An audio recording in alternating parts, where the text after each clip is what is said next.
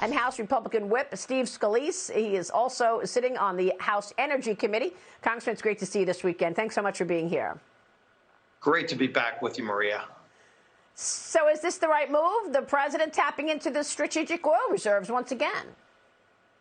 Yeah, I mean, here we go again where the president's raiding our nation's security blanket for disasters and using it to just try to bail out his failed policies. And as you point out, it's no surprise that prices keep going up because it's President Biden, not Vladimir Putin, who has shut down production in America, who has not approved a new permit for any kind of pipeline, not just Keystone, any kind of oil and gas pipeline in America. No new leases for exporting LNG to our friends around the world. So when President Biden shuts down production in America, throws up more roadblocks, SEC, every federal agency, Endangered Species Act, WOTUS, making it impossible to develop your lease, and then he says after he stops these companies from developing their lease, he's going to fine them if they're not developing their lease. And do you wonder why prices keep going up? And then he proposed in his budget just the other day, $45 billion in new taxes on oil and gas. And who's that going to hit?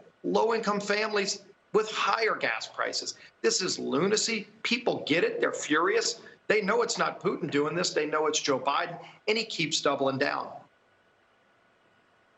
Well, you're right. And we also have all of those agencies putting the climate agenda as the priority. This week, the Securities and Exchange Commission comes out with new rules for all publicly traded companies, basically saying that all publicly traded companies have to have climate disclosures. And those climate disclosures will come from the company, the suppliers, the affiliates, even the customers have to disclose all of their emissions. I spoke with the former chairman of the Securities and Exchange Commission, Harvey Pitt. Here's what he said.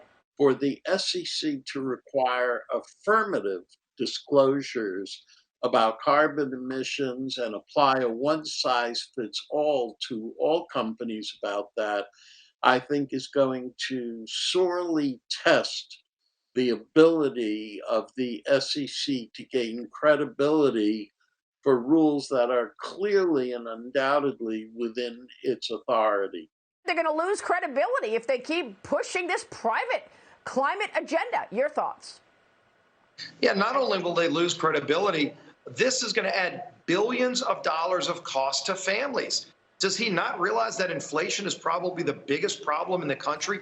It's crushing middle and lower income class families, and he's adding to it with all these radical rules. Look, he tried to pass the Green New Deal through a Democrat House and Senate and couldn't even get the votes because even as radical as Speaker Pelosi is with AOC, they couldn't get the votes to pass the Green New Deal. Now they're trying to get these federal agencies to impose it, backdoor through regulations, which will add billions of dollars of increased cost to families on everything you buy, not just gasoline, food at the grocery store. Do they not think it's expensive enough? They're not living in the real world, Maria, but I tell you, they're going to get a rude awakening in November because voters are furious. They know who's doing it. It's Joe Biden, and we're going to have a change of direction.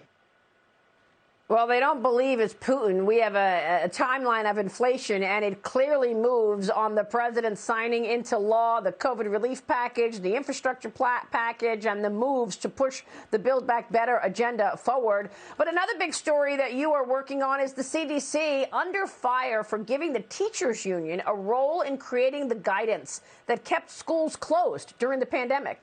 The CDC says teaming up with the union was routine, Congressman. You conducted an investigation and a hearing with CDC Director Walensky this week. What did you find? Well, one of the things we found is that not only is it not unprecedented, it almost never happens. One of the CDC witnesses that we interviewed actually said when we were interviewing him that it almost never happens. And even if it does, maybe they might give you a heads up a few hours before the report came out. We found that the CDC gave the union bosses about 12 days in advance of it going public, a copy of what the guidance was going to be for opening up schools. But we found emails. We actually uncovered emails between CDC Director Walensky and the head of the teachers union. And the union said, whoa, wait a minute, this isn't good enough. It doesn't give us enough power to shut down schools. And by the way, here's some suggested changes. Do you know that the CDC almost took it word for word from the teachers union, made the changes, modified the science, and then made it easier to shut down schools, and CDC put that in their final guidance. I asked the CDC director, has any parent group been given that access, let alone the ability to change the medical guidance? She hasn't given me a name yet, but yet they let the union bosses change the science to keep schools shut down. This is a major scandal. Again, parents are furious because their kids, millions of kids, were denied the opportunity to have in-school learning when all the scientists were saying you're damaging kids by keeping them out of school. They're not learning. Suicides are through the roof because you're keeping them out of school. But they did this to bow down to the union bosses and not side with the kids, but side with their big supporters in the unions. Well, parents were furious, and then they went after parents. They wanted to arrest anybody who got upset. Yeah. Congressman, we're going to be watching this story. It's an important one, and our viewers want to know more. Thank you so much for your leadership on it. Always great to be with you. Scalise joining us. Thank you, sir. All right, we'll talk with you soon.